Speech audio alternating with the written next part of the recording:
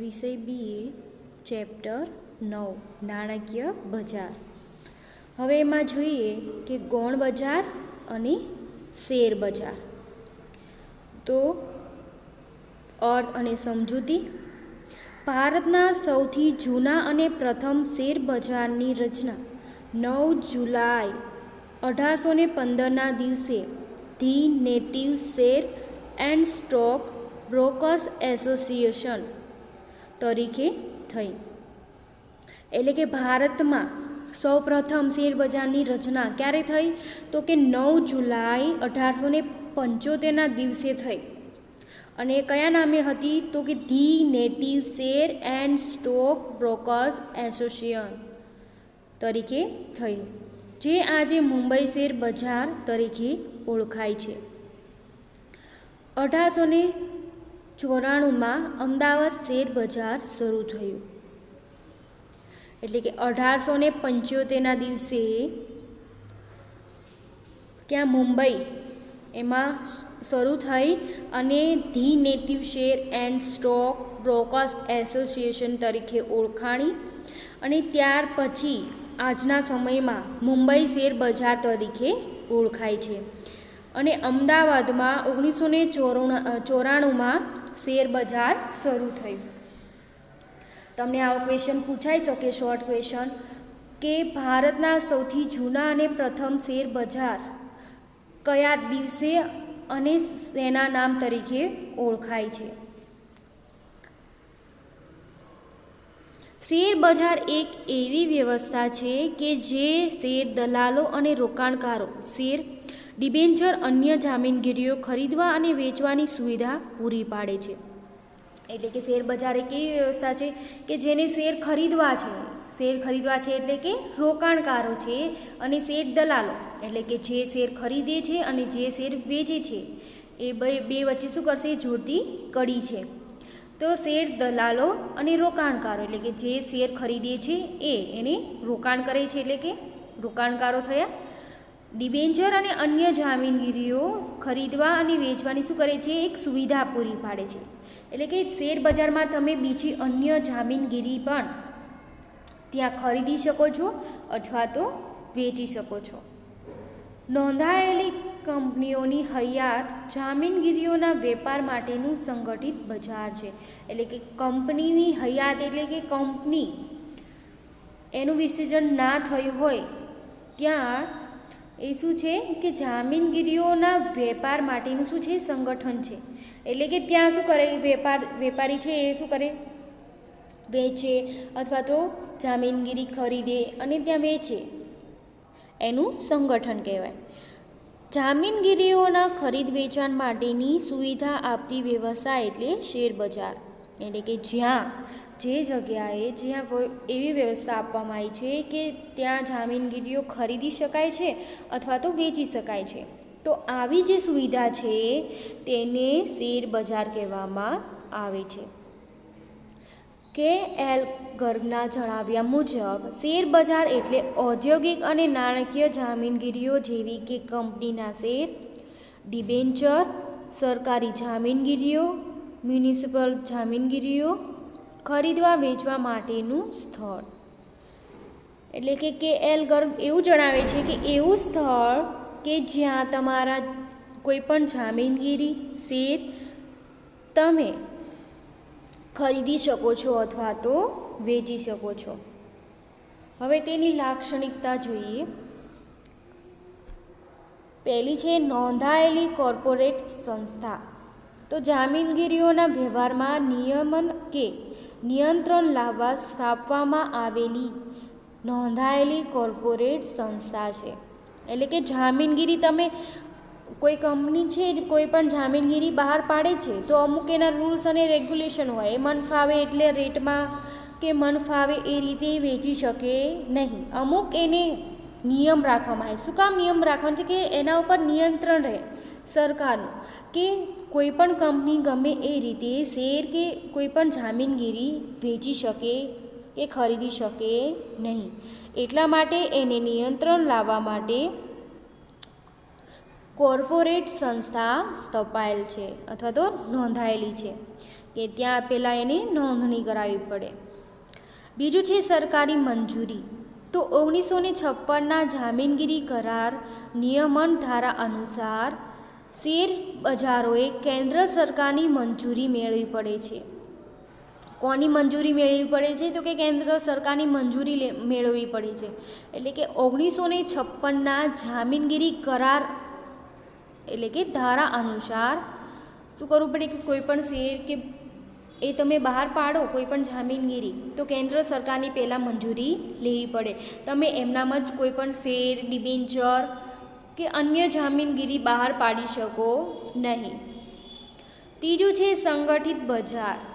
તો હયાત કે વર્તમાન નોંધાયેલી જામીનગીરીઓના સોદા માટેનું સંગઠિત બજાર છે. ત્યાં શું થાય છે? શેર પણ બહાર પાડી શકાય છે, શેર પણ ખરીદી શકાય છે, ડિબેન્ચર પણ ખરીદી શકાય છે.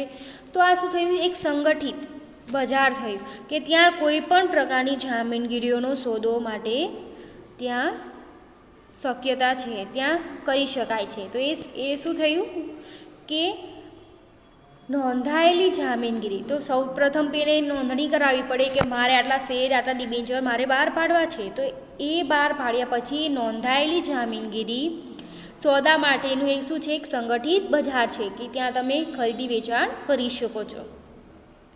ચોથું છે સભ્યપદ. શેર બજારમાં સોદા કરાવવા માટે શેર બજારનું સભ્યપદ મેળવવું પડે છે. શેર બજાર સાથે નોંધાયેલા સભ્યો શેર બજારમાં સોદા કરે છે. એટલે કે ત્યાં પહેલાં તો સભ્યપદ મેળવવું પડે. તમે ગમે એમ રીતે શેર ખરીદી મેળવી શકો નહીં. તો શું કહે છે કે શેર બજારમાં સોદા કરવા માટે શેર બજારનું પહેલાં તો સભ્યપદ મેળવવું પડે. શેર બજાર સાથે નોંધાયેલો સભ્યો એટલે કે શેર દલાલ જ શેર બજારમાં સોદા કરી શકે. એટલે કે તમે શેર દલાલી કરવા માંગો છો તો સૌ પ્રથમ તો તેના સભ્યપદ મેળવવું પડે. પછી તમે એ શેરની લે વેચ કરાવી શકો છો. એટલે કે શેર બજારમાં સોદા કરાવી શકો છો. સૌ પ્રથમ તો સભ્યપદ મેળવવું પડે. પાંચમું છે જામીનગીરીઓનું બજાર. તો શેર બજાર એ જામીનગીરીઓના ખરીદ વેચાણ માટેનું માન્ય સંગઠિત બજાર છે. શું છે કે એવું નથી કે ફક્ત શેર અથવા તો ડિબેન્ચર ત્યાં ખરીદી વેચી શકાય છે, એવું છે નહીં. પણ જેટલી જામીનગીરી છે, શેર, ડિબેન્ચર કે અન્ય, તો એ બધાનું ત્યાં ખરીદી વેચાણ થાય છે. એટલે કે સંગઠિત વેચાણ છે. તમે એને ડિબેન્ચર પણ વેચાઈ શકે છે, શેર પણ વેચાઈ શકે છે, શેર પણ ખરીદી શકો છો, ડિબેન્ચર પણ ખરીદી શકો છો. આ શું થયું? સંગઠિત એટલે કે ભેગું એક બજાર છે. છઠ્ઠું છે જામીનગીરીઓની નોંધણી. તો જે જામીનગીરીઓ નોંધણી શેર બજારમાં થઈ હોય તેવી જામીનગીરીઓ સોદા શેર બજારમાં થાય છે. એટલે કે સૌ પ્રથમ માનો કે તમે ડિબેન્ચર બહાર પાડવા માંગો છો તો ડિબેન્ચરની પહેલાં તો નોંધણી કરાવવી પડે. નોંધણી કરાયા પછી તમે શેર બજારમાં તમે સોદા માટે બહાર પાડી શકો છો. તો સૌ પ્રથમ એ જામીનગીરીઓની નોંધણી કરાવવી પડે અને શેર બજારમાં થઈ હોય તેવી જામીનગીરીઓ સોદા શેર બજારમાં થાય છે. સંચાલન. તો શેર બજારનો વહીવટ અને સંચાલન મંડળ દ્વારા થાય છે. એટલે કે જે શેર બજારનો વહીવટ છે એ કોણ કરે છે? તો એક સંચાલન મંડળ કરે છે કે એનો વહીવટ એ સંચાલન મંડળ એના હાથમાં રાખશે. હવે છે સભ્યો પર કડક અંકુશ. સંચાલન મંડળને પ્રાપ્ત થયેલી શિસ્ત પાલનની સત્તા દ્વારા સભ્ય પાસે કડક અંકુશ પાલન કરાવે છે. માનો કે કોઈ સભ્ય છે તો ગમે એ રીતે ખરીદી શકે, શેર લઈ શકે, એવું ના થઈ શકે. પરંતુ એને જે નિયમ છે એ નિયમ એને શિસ્તપણે પાલન કરવું પડે. અને પાલન કોણ કરાવે છે? તો આ સંચાલન મંડળ છે એ એની પાસે પાલન કરાવે છે. નવમું છે વ્યવસ્થાકીય માળખું. તો શેર બજારનું વ્યવસ્થાકીય માળખું જાહેર કંપની સ્વરૂપનું હોય છે.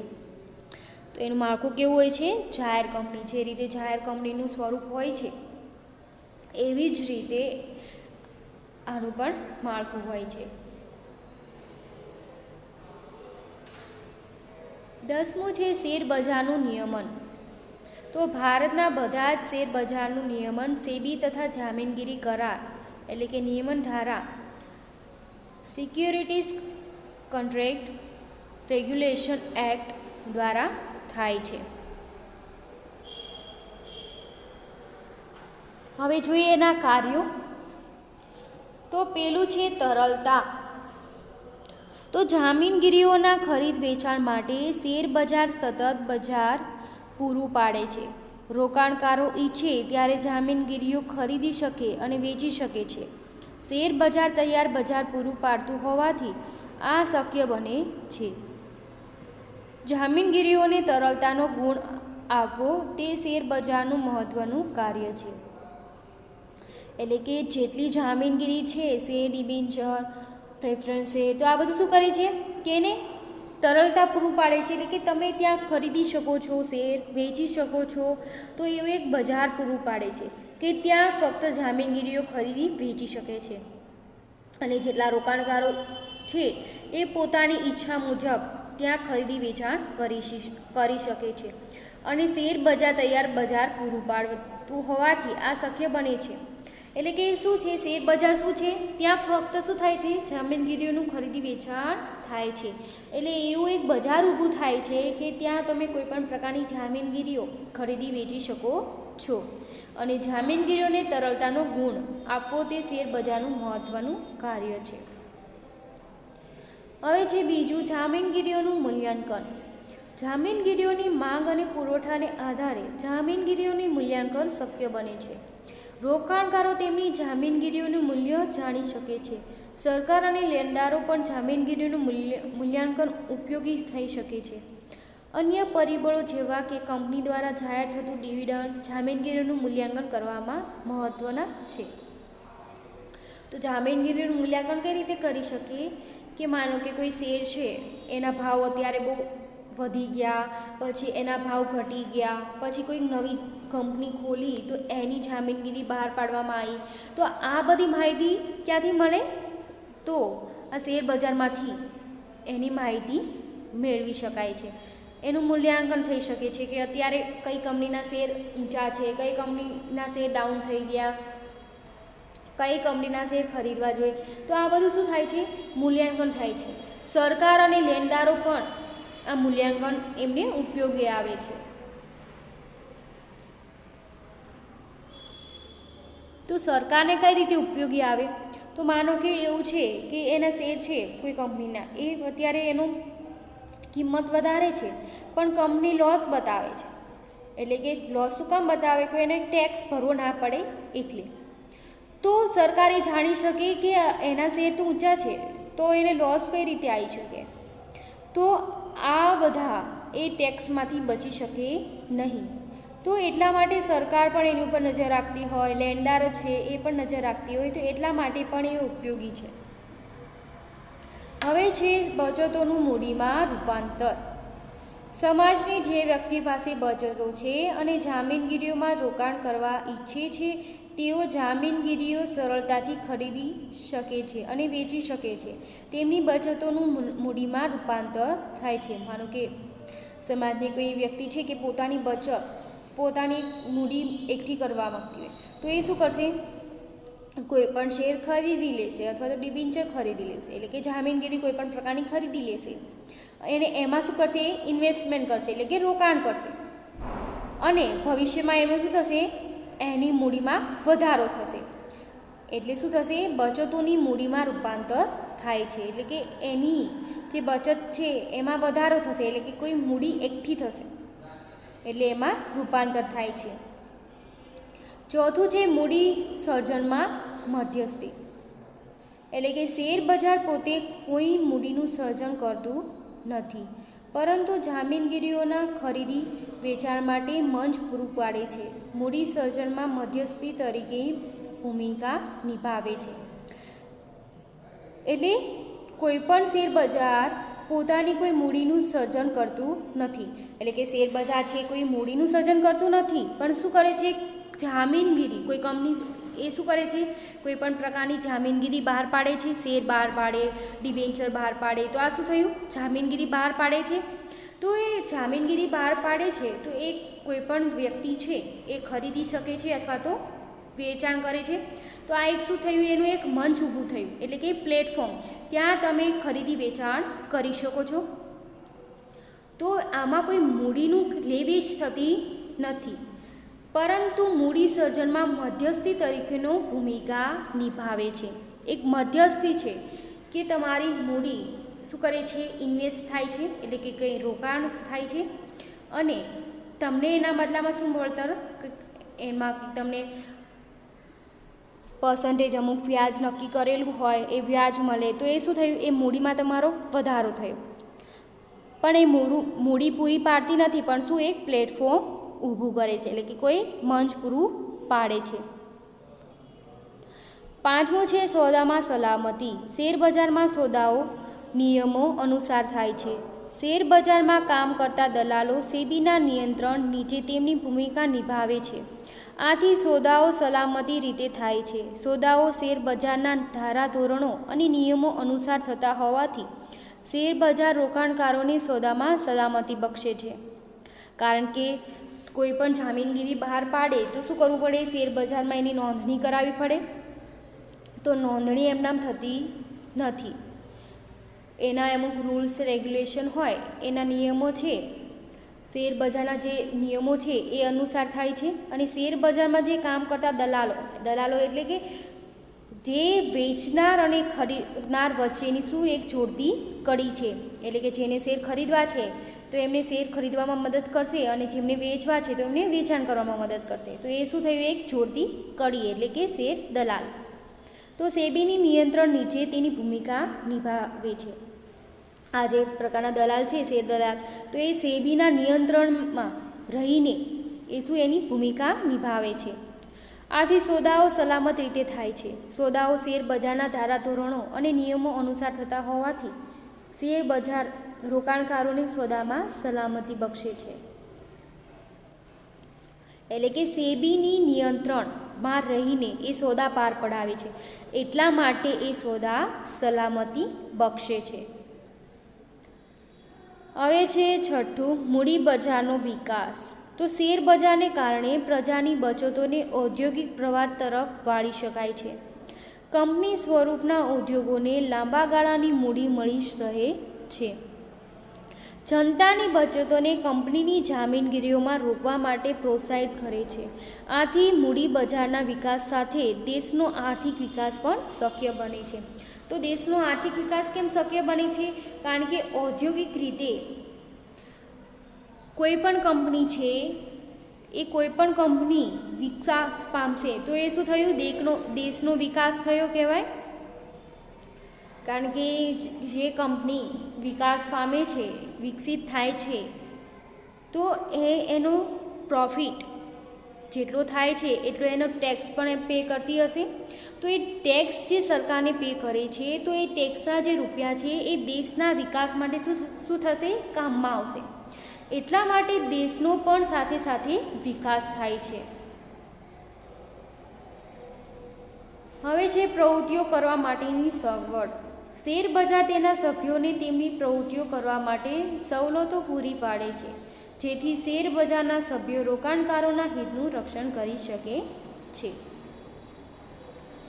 એટલે કે જે શેરબજાર તેના સભ્યોને તેમની પ્રવૃત્તિઓ કરવા માટે શું કરે છે, સવલતો એટલે કે સેવાઓ પૂરી પાડે છે.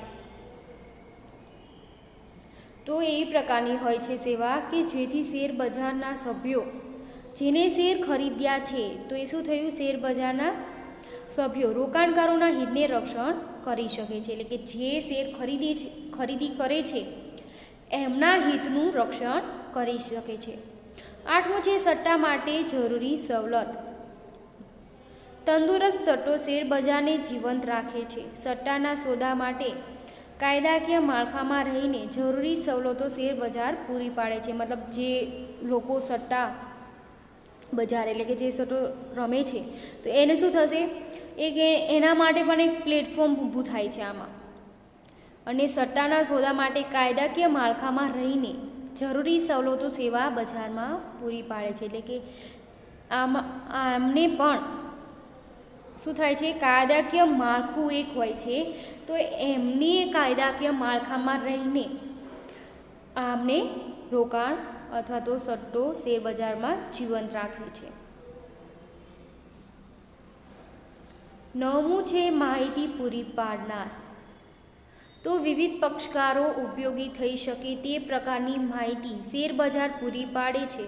દાખલા તરીકે જામીનગીરીઓની કિંમતમાં થતા ફેરફાર, જામીનગીરીઓના ખરીદ વેચાણનો પ્રવાહ વગેરે માહિતી રોકાણકારો, કંપનીઓ, સરકાર, સેબીને ઉપયોગી થઈ પડે છે. આ બધી માહિતી સરકારને આર્થિક નીતિ, નાણાકીય નીતિના ઘડતરમાં ઉપયોગી થઈ પડે છે. આ ઉપરાંત કંપની અને રાષ્ટ્રની આર્થિક પરિસ્થિતિ અને વિકાસ સૂચવે છે. દેશની આર્થિક પરિસ્થિતિ દર્શાવતો અરીસો છે. આથી શેરબજારને દેશની આર્થિક પરિસ્થિતિ દર્શાવતી પારાશીશી કહે છે. તો માહિતી પૂરી પાડનાર એટલે કે વિવિધ પક્ષકારોને ઉપયોગી થઈ પડે છે પ્રકારની માહિતી શેરબજારમાં પૂરી પાડે છે. તો કે કઈ રીતે? તો કે જેટલી જામીનગીરીઓની કિંમતમાં થતા ફેરફાર, એટલે કે અમુક ડિબેન્ચર હોય, અમુક શેર હોય તો એના ભાવ અમુક ડાઉન થઈ ગયા હોય, એકદમ ડાઉન થઈ ગયા હોય. અમુક વાર એવું થાય કે અચાનક ભાવ વધી ગયા હોય, તો એમાં શું થયું, કિંમતમાં ફેરફાર થયો. અને જામીનગીરીઓના ખરીદ વેચાણ પ્રવાહ વગેરે માહિતી રોકાણકારો, કંપનીઓ, સરકાર, સેબીને ઉપયોગી થઈ પડે છે. એટલે કે આ જે પ્રકારની માહિતી છે શેરબજારની, તો એ શેરબજારની માહિતી વિવિધ પક્ષકારોને શું થાય છે, ઉપયોગી નીવડે છે. આ બધી માહિતી સરકારની આર્થિક નીતિ, નાણાકીય નીતિ ઘડતરમાં ઉપયોગી થઈ પડે છે. આ ઉપરાંત કંપની અને રાષ્ટ્રની આર્થિક પરિસ્થિતિ અને વિકાસ સૂચવે છે. દેશની આર્થિક પરિસ્થિતિ દર્શાવતો અરીસો છે. આથી શેરબજારને દેશની આર્થિક પરિસ્થિતિ દર્શાવતી પારાશીશી કહે છે. તો કઈ રીતે? માનો કે અચાનક શેરના ભાવ ડાઉન થઈ ગયા અથવા તો શેરબજાર એકદમ ડાઉન છે, તો શું થશે, દેશને એટલું ટેક્સ, એટલી આવક શું થશે, ઓછી થઈ જશે. તો સાથે સાથે શેરબજાર શું કરે છે, દેશની આર્થિક પરિસ્થિતિ સાથે પણ એ જોડાયેલું છે. એટલા માટે એવું કહી શકાય કે દેશની આર્થિક પરિસ્થિતિ દર્શાવતી પારાશીશી શેરબજારને કહે છે. 10મું છે જામીનગીરીઓની નોંધણી. કંપની તેની જામીનગીરીઓના સોદા શેરબજારમાં થાય તેમ ઈચ્છતી હોય તો કંપની તેની જામીનગીરીઓની નોંધણી શેરબજારમાં કરાવે છે. રોકાણકારોને નોંધાયેલી જામીનગીરીઓમાં વધુ વિશ્વાસ હોય છે. એટલે કે તમારે કોઈ પણ પ્રકારની જામીનગીરી બહાર પાડવી છે, તો એ જામીનગીરી શેરબજારમાં, જે શેરબજારમાં તમે ઈચ્છતા હોય તો એ શેરબજારમાં તમારે એની નોંધણી શેરબજારમાં કરાવવી પડે. અને રોકાણકારો નોંધાયેલી જામીનગીરીમાં વધુ વિશ્વાસ રાખે, કારણ કે એ શું કરે છે, શેરબજારમાં નોંધાઈ ગઈ જામીનગીરી પછી જે લોકો ખરીદવા ઈચ્છે ત્યાં સુધી લોકોને વિશ્વાસ આવશે નહીં. 11મું છે રોકાણકારોને માર્ગદર્શન. તો નોંધાયેલી કંપનીઓની માહિતી શેરબજાર એકત્રિત કરી જાહેર કરે છે. આ માહિતી આધારે રોકાણકારો નિર્ણય કરી શકે છે કે કઈ કંપની જામીનગીરીઓમાંથી રોકાણ પાછું ખેંચવા જવું છે અને કઈ કંપની જામીનગીરીઓમાં રોકાણ કરવા જવું છે. એટલે કે આમાં શું થાય, શેરબજારમાં એકત્રિત કરેલી જે માહિતી છે, જે જાહેરાત છે, એ લોકોને માહિતી એકત્રિત કરશે કે મારે કઈ શેરમાં ઇન્વેસ્ટ કરવું જોઈએ, કઈ કંપનીના શેર છે એમાં ઇન્વેસ્ટ કરવું જોઈએ, કઈ કંપનીના શેર છે એને વેચવા જોઈએ. એ માહિતી એ નિર્ણય લેવામાં મદદ કરી શકે છે અને કંપની જામીનગીરીઓમાં રોકાણ કરવા જેવું છે એવું જાણી શકે છે. હવે છે ડીમેટ ખાતાનો ખ્યાલ.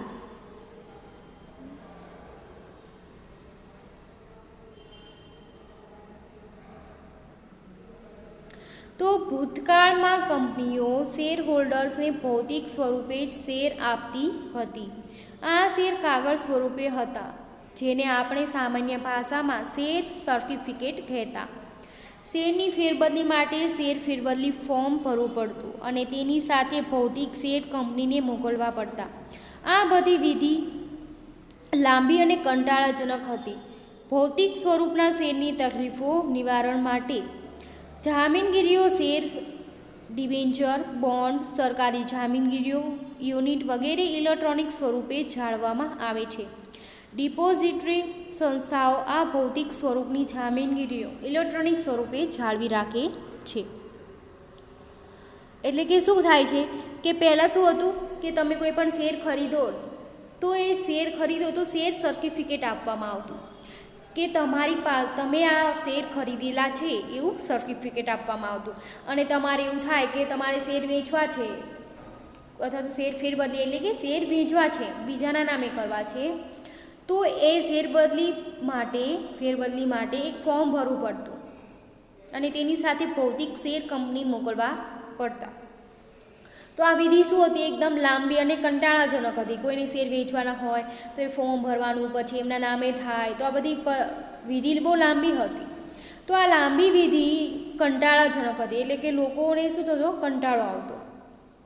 તો આવી પરિસ્થિતિને નિવારણ માટે ભૌતિક સ્વરૂપના શેરની તકલીફો નિવારણ માટે જામીનગીરીઓ જેવી કે શેર, ડિબેન્ચર, બોન્ડ, સરકારી જામીનગીરીઓ, યુનિટ વગેરેને શું કર્યું? ઇલેક્ટ્રોનિક સ્વરૂપે જાળવવામાં આવે છે. એટલે કે એને કમ્પ્યુટર કે એ રીતે એને જાળવવામાં આવે છે. અને ડિપોઝિટરી સંસ્થાઓ આ ભૌતિક સ્વરૂપની જામીનગીરીઓ ઇલેક્ટ્રોનિક સ્વરૂપે જાળવી રાખે છે. ડિમેટિરિયલાઇઝેશન એટલે ભૌતિક સ્વરૂપની જામીનગીરીઓને કમ્પ્યુટર દ્વારા ઇલેક્ટ્રોનિક ડેટામાં રૂપાંતર. એટલે પહેલાં શું હતું? કાગળ સ્વરૂપે મળતું, કોઈ સર્ટિફિકેટ, શેર ખરીદો તો શેર સર્ટિફિકેટ આપવામાં આવતું, પણ અહીંયા હવે એવું બધું આપવામાં આવશે નહીં. પણ એની જે જામીનગીરીઓ છે એ કોમ્પ્યુટર દ્વારા ઇલેક્ટ્રોનિક ડેટામાં શું થશે? રૂપાંતર કરવામાં આવે છે. આ ડિમેટિરિયલાઇઝેશનને ટૂંકાક્ષરીમાં ડીમેટ તરીકે ઓળખવામાં આવે છે. અને ડિપોઝિટરી ધારો 1996 એક્ટ 1996 અન્વયે રોકાણકારોને ભૌતિક સ્વરૂપે અથવા ડિમેટિરિયલાઇઝેશન સ્વરૂપે જામીનગીરીઓ ધારણ કરવાનો વિકલ્પ મળે છે. રોકાણકારે ડિપોઝિટરીની સેવા પ્રાપ્ત કરવી હોય તો તેણે ડિપોઝિટરી પાર્ટિસિપન્ટ પાસે ડીમેટ ખાતું ખોલાવવું પડે છે.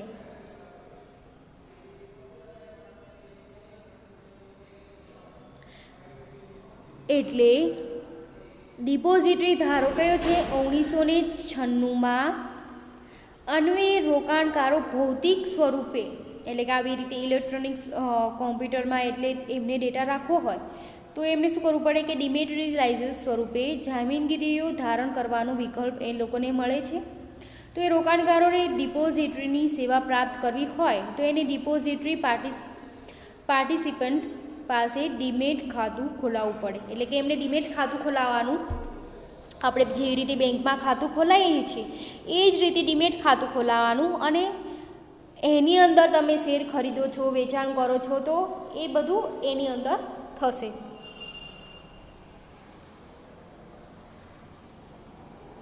ડિપોઝિટરી પાર્ટિસિપન્ટ એ ડિપોઝિટરીના પ્રતિનિધિ કે એજન્ટ છે. ડિપોઝિટરી પોતાના પ્રતિનિધિ કે એજન્ટ મારફતે ડીમેટની સેવા આપે છે.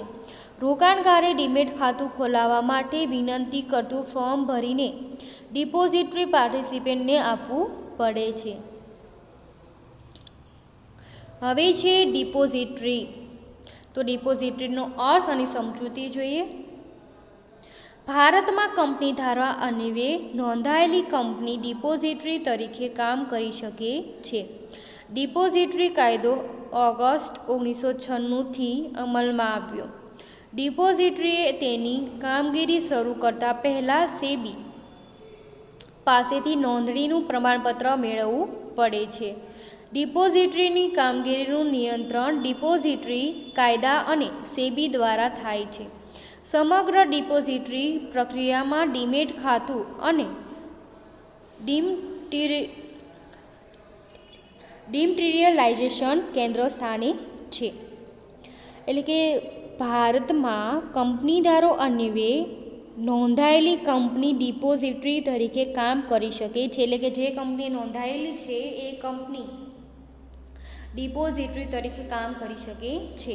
અને ડિપોઝિટરી કાયદો ઓગસ્ટ 1996થી અમલમાં આવ્યો છે. તમને આવો શોર્ટ ક્વેશ્ચન પણ પૂછાઈ શકે કે ડિપોઝિટરી કાયદો ક્યારથી અમલમાં આવ્યો છે, તો ઓગસ્ટ 1996થી અમલમાં આવ્યો છે. અને ડિપોઝિટરીએ તેની કામગીરી શરૂ કરતાં પહેલાં સેબી પાસેથી નોંધણીનું પ્રમાણપત્ર મેળવવું પડે છે. ડિપોઝિટરીની કામગીરીનું નિયંત્રણ ડિપોઝિટરી કાયદા અને સેબી દ્વારા થાય છે. સમગ્ર ડિપોઝિટરી પ્રક્રિયા ડીમેટ ખાતું અને ડિમટીરિયલાઇઝેશન કેન્દ્ર સ્થાને છે. ડિપોઝિટરીનું પ્રાથમિક કાર્ય ભૌતિક સ્વરૂપની જામીનગીરીઓનું ઇલેક્ટ્રોનિક સ્વરૂપમાં પરિવર્તન કરવાનું અને તેની ઇલેક્ટ્રોનિક સ્વરૂપે જાળવણી કરવાનું છે. આ ઉપરાંત જામીનગીરીઓના સોદા સંબંધિત સેવા પૂરી પાડવાનું છે. એટલે કે તમે જ્યારે ડિપોઝિટરીનું પ્રાથમિક કાર્ય ભૌતિક સ્વરૂપની જામીનગીરીનું ઇલેક્ટ્રિક સ્વરૂપમાં પરિવર્તન કરવાનું છે. એટલે કે પહેલાં શું હતું, કાગળ સ્વરૂપે આપવામાં આવતું, એની જગ્યાએ ઇલેક્ટ્રોનિક સ્વરૂપમાં એટલે કે કોમ્પ્યુટરાઇઝ એને કરવામાં આવે છે. અને જે જામીનગીરી છે એ સોદા સંબંધિત સેવા એ શું કરે છે, પૂરી પાડે છે. એટલે કે શેર ખરીદો તો શેર સંબંધિત સેવા એ પૂરી પાડે છે. ભારતમાં હાલમાં 2 ડિપોઝિટરી છે. નેશનલ સિક્યોરિટીઝ ડિપોઝિટરી લિમિટેડ એટલે કે NSDL, બીજું છે central depository service limited DCDSL. તમને એવું ફૂલ ફોર્મ પૂછાઈ શકે કે NSDLનું ફૂલ ફોર્મ જણાવો, એટલે કે પૂરું નામ જણાવો. તો નેશનલ સિક્યોરિટીઝ ડિપોઝિટરી લિમિટેડ. ઉપરોક્ત બંને ડિપોઝિટરીઓ રોકાણકાર, ગ્રાહક, તેમના પ્રતિનિધિ કે એજન્ટ એવા મધ્યસ્થીઓ દ્વારા સેવા આપે છે, જેને ડિપોઝિટરી પાર્ટિસિપેન્ટ કહે છે. બેન્કો, નાણાકીય સંસ્થાઓ, શેર દલાલ ડિપોઝિટરી પાર્ટિસિપેન્ટ તરીકે કામગીરી કરી શકે છે. આપણે ભાગ 1માં એમાં પત્ર લેખન પણ જોઈ ગયા કે તમારે ડીમેટ ખાતું ખોલાવવું હોય તો એની શું પ્રોસેસ છે. આપણે પત્ર લેખનમાં આગળ પહેલા ભાગમાં પણ જોઈ ગયા કે કઈ રીતે ડીમેટ ખાતું ખોલાવવામાં આવે છે. હવે છે national securities depository limited. NSDL એ કંપની દ્વારા અન્વયે સ્થપાયેલી જાહેર કંપની છે. તેની નોંધણી સેબીમાં 1996માં થઈ હતી. NSDLની સ્થાપના નેશનલ સ્ટોક એક્સચેન્જ અને કેટલીક નાણાકીય સંસ્થાના સહયોગથી કરવામાં આવી છે. NSDLની સ્થાપના કંપની દ્વારા અન્વયે જાહેર કંપની સ્વરૂપે થયેલી હોવાથી તેનું સંચાલન સંચાલક મંડળ દ્વારા થાય છે. NSDL તેના કાર્યો તેના દ્વારા નિમાયેલા ડિપોઝિટરી પાર્ટિસિપન્ટ દ્વારા કરાવે છે. ફીની વસૂલાત ડિપોઝિટરી પાર્ટિસિપન્ટ પાસેથી કરે છે, નહીં કે રોકાણકાર ગ્રાહકો પાસેથી. રોકાણકારે ફી પેટે NSDLને પ્રત્યક્ષ રીતે કોઈ ખર્ચ ચૂકવવાનો હોતો નથી, પરંતુ ડિપોઝિટરી પાર્ટિસિપન્ટ ગ્રાહક રોકાણકાર પાસેથી ફી પેટે રકમ વસૂલ કરે છે. આ સંસ્થા ડિમેટ્રિયલાઇઝેશન, ઇલેક્ટ્રોનિક રીતે સોદાની પતાવટ, હુકમના શેર અને બોનસ શેર ગ્રાહકના ખાતામાં જમા કરવા, ગ્રાહકનું ખાતું સ્થગિત કરવું વગેરે સેવા ઓનલાઈન પૂરી પાડે છે. એટલે કે આ શું કરે છે બંને સંસ્થા કે ફી તો કે એમના જે ખાતામાં અમુક રૂલ્સ હોય કે ડીમેટ ખાતું ખોલાવો તો આટલા કમ્પલસરી તમારે અંદર નાણાં રાખવા પડે, તો એની અંદર જે નાણાં છે એ ઓનલાઈન પેમેન્ટ લઈ લેશે, એ ફી એમાંથી વસૂલી લેશે અને અંદર શેર જમા કરવાના, પછી કોઈ ખરીદેલા હોય તો એને ડીમેટ ખાતું હોય તો એ લોસ અંદર લેવા વેચવા બધું શું કરશે, ડીમેટ ખાતું બધું હેન્ડલ કરશે. હવે છે central depository service limited. Central depository service લિમિટેડની સ્થાપના મુંબઈ શેર બજાર અને બેંકના સહયોગથી 1999માં કરવામાં આવી. CDLનો ઉદ્દેશ રોકાણકારોને સુવિધાયુક્ત સેવાઓ સલામત રીતે પૂરી પાડવાનો છે, જેની સાથે નોંધાયેલા પાર્ટિસિપન્ટની યાદી વખતોવખત તેની વેબસાઇટ ઉપર પ્રસિદ્ધ કરે છે. CDSL સમગ્ર ભારતમાં ઓનલાઈન ડિપોઝિટરી સેવા પૂરી પાડે છે. એટલે કે CDS છે એ શું કરે છે? ભારતમાં કોઈ પણ જગ્યાએ ઓનલાઈન ડિપોઝિટરી સેવા પૂરી પાડે છે. એટલે કે તમે કોઈ પણ ભારતના ખૂણે હોય તો પણ તમે શેર વેચી ખરીદી શકો છો. સમગ્ર દેશમાં CDSL અને NSDLના ડિપોઝિટરી પાર્ટિસિપન્ટ અને તેમની સાથે ઇલેક્ટ્રોનિકની જોડાયેલા હોવાથી રોકાણકારો ઘર આંગણે ડિપોઝિટરીની તમામ સેવાઓ ઉપલબ્ધ બને છે. એટલે તમે ઘરે રહીને તમે શેર ખરીદી શકો છો, વેચાણ કરી શકો છો. તમારે કોઈ પણ જગ્યાએ જવાની જરૂર પડતી નથી. NSDL અને CDSની કેન્દ્ર પ્રથા દરેક વ્યવહાર પર નજર રાખે છે. એટલે તમે જે ખરીદો છો, વેચાણ કરો છો, એ બધા જ વ્યવહાર એના પર ધ્યાન રાખે છે. હવે છે ડિપોઝિટરી સેવાઓ. તો પહેલું છે ડિમેટ્રિયલાઇઝેશન અને રિમટીરિયલાઇઝેશન. રોકાણકારની ભૌતિક સ્વરૂપની જામીનગીરીઓ ડિમેટ્રિયલાઇઝેશન દ્વારા ઇલેક્ટ્રોનિક સ્વરૂપે જાળવે છે. ડીમેટ ખાતામાં જામીનગીરીઓ જાળવણી કરે છે. પરિણામે જામીનગીરીઓ ચોરાઈ જવાનો કે નષ્ટ કરવાનો ભય રહેતો નથી. આ અર્થમાં ડિપોઝિટરી જામીનગીરીઓની જાળવણી કરતી બેંક ગણાય છે. ડીમેટ સ્વરૂપે જળવાયેલી જામીનગીરીઓનું રોકાણકારની ઈચ્છા અનુસાર રિમટીરિયલાઇઝેશન પણ કરે છે. એટલે કે તમે જેટલા શેર ખરીદો છો, વેચાણ કરો છો, તો એ કમ્પ્યુટરાઇઝ એને શું કરે છે? સેવ કરે છે, એટલે કે સંગ્રહ કરે છે. અને એની અંદર કોઈ શેર અંદર એવું બને કે કોઈ ચોરી કરે શેરની કે નષ્ટ થાય એનો કંઈ ભય રહેતો નથી. જ્યારે કાગળ સ્વરૂપે હતી તો ત્યારે શું રહે કે કાગળ કોઈ નષ્ટ થઈ ગયું અથવા તો કોઈ કાગળ ચોરી ગયું તો એવી પરિસ્થિતિ રહેતી, તો એવું આમાં રહેશે નહીં. અને આમાં જે પણ પ્રકારની જામીનગીરીઓ ખરીદતા વેચતા હોય તો એ પણ થઈ શકે છે. બીજું છે ઓછા ખર્ચે જામીનગીરીઓની સરળ ફેરબદલી. ડિપોઝિટરી સેવાને કારણે જામીનગીરીઓની ફેરબદલી ઝડપી થાય છે. કાગળ કામકાજમાં ઘટાડો થયો છે. ભૌતિક શેરની ફેરબદલી સાથે સંકળાયેલા પ્રશ્નો દૂર થયા છે. દાખલા તરીકે બનાવટી ફેરબદલી, ખામીયુક્ત ડિલિવરી. આ ઉપરાંત રોકાણકારોને દલાલી ખર્ચ, ટપાલ ખર્ચ, કુરિયર ખર્ચ, સ્ટેમ્પ ડ્યુટી વગેરેમાં બચત થાય છે. ડિપોઝિટરીને કારણે ફક્ત એક શેરનો પણ વેપાર થઈ શકે છે. એટલે શું પહેલાં શું થતું કે કાગળ દ્વારા હતું તો કાગળને શું કરે, એની ડુપ્લિકેટ કોઈ બનાવી શકે, અથવા તો ખામીયુક્ત કોઈ રહી ગયું હોય અંદર કાગળ બનાવવામાં, તો ખામીયુક્ત રહી ગયું હોય તો એ પણ વેસ્ટ જાય. અથવા તો એને ટપાલ ખર્ચ રહે, એને મોકલવાનો હોય તો એ શું કરે, ટપાલ ખર્ચ થાય, કુરિયર ખર્ચ થાય, અથવા તો એને સ્ટેમ્પ ડ્યુટી કરવી પડે. વગેરે ખર્ચમાંથી શું એને મુક્તિ મળે, એટલે કે બચત થાય છે. અને ડિપોઝિટને કારણે ફક્ત એક શેરનો પણ વેચાણ થઈ શકે છે. એક શેર ખરીદી લેવા હોય તો પણ ખરીદી વેચી શકાય છે. સોદાની ઝડપી પતાવટ. તો ડિપોઝિટરીને કારણે સોદાની પતાવટ ઝડપી થાય છે. ડિપોઝિટરી પાર્ટિસિપન્ટ જામીનગીરીઓની ફેરબદલી ઝડપી કરે છે. સોદાની પતાવટ સાથે તરત જ જામીનગીરીઓ અથવા રોકડ મળી જાય છે. રોકાણકારે કંપની સાથે પત્ર વ્યવહાર કરવાની જરૂર રહેતી નથી. શેર બજારમાં જામીનગીરીઓના સોદાની પતાવટ વિવિધ પક્ષકારો વચ્ચે ઇલેક્ટ્રોનિક પદ્ધતિ થાય છે. એટલે સોદાની પતાવટ શું થાય, ઝડપી બને. કઈ રીતે? તો કોઈને શેર ખરીદવા છે તો ફટાફટ કોમ્પ્યુટર દ્વારા એના નામે એના અકાઉન્ટમાં ટ્રાન્સફર કરી દેવાય. અથવા તો ખરીદવા છે તો ફટાફટ પોતાના અકાઉન્ટમાં એટલા શેર આવી જાય.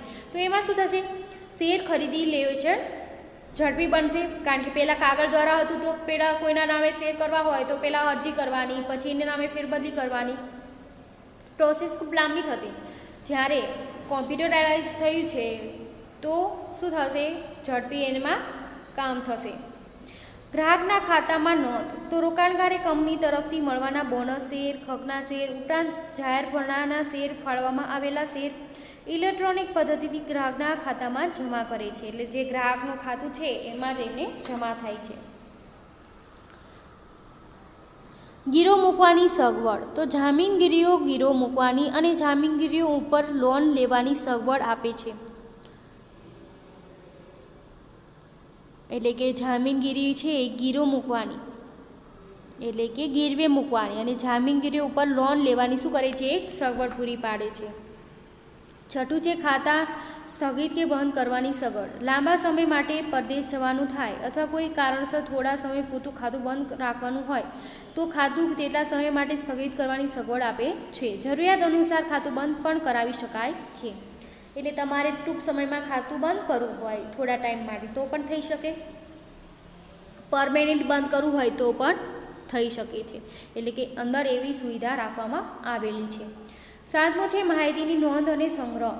જામીનગીરીઓ સાથે સંકળાયેલા દરેક વ્યવહારની નોંધ ડીમેટ ખાતામાં રાખે છે. માહિતી સુરક્ષિત રહે છે અને જોઈએ ત્યારે મળી શકે તે રીતે જ સંગ્રહ કરે છે. એટલે કે માહિતી છે એની નોંધ અને એનો સંગ્રહ શું કરે છે, એની અંદર થાય છે. તમે ગમે એટલા વર્ષોનો રેકોર્ડ જોવો હોય અથવા તો એ મળી રહે છે અથવા તો જોઈ શકાય છે, એનો સંગ્રહ પણ થાય છે. જ્યારે કાગળ દ્વારા હતું તો અમુક ટાઈમે શું થાય, કાગળ સડી જાય, નષ્ટ થઈ જાય, તો એ બધી અહીંયા પરિસ્થિતિ રહેતી નથી. રોકાણકાર અને પતાવટ ગૃહ વચ્ચે કડી. શેર બજારમાં થતા જામીનગીરીઓના વ્યવહારો અને સોદાની પતાવટમાં રોકાણકાર અને પતાવટ ગૃહ વચ્ચે કડી તરીકે સેવા આપે છે. એટલે કે જેને રોકાણ કરવું છે અને જેને ખરીદવા છે એ વચ્ચે શું કરે છે, કડી બને છે. ઇન્ટરનેટ દ્વારા સેવાઓ. ડિપોઝિટરી અને ડિપોઝિટરી પાર્ટિસિપન્ટ દ્વારા રોકાણકારો ઇન્ટરનેટ દ્વારા વ્યાજબી ભાવે સેવા પૂરી પાડે છે. ગ્રાહકને તેના ખાતાની છેલ્લામાં છેલ્લી માહિતી પૂરી પાડે છે. એટલે ગ્રાહકને ગમે એટલી માહિતી એના ખાતાની જોઈતી હોય, ગમે એટલા વર્ષ જૂની, તો પણ એને મળી રહે છે. એટલે અને માહિતી શું મળે છે, ઇન્ટરનેટ દ્વારા. અને એટલો બધો ઇન્ટરનેટનો એટલો સસ્તામાં એ પૂરું પણ પડે.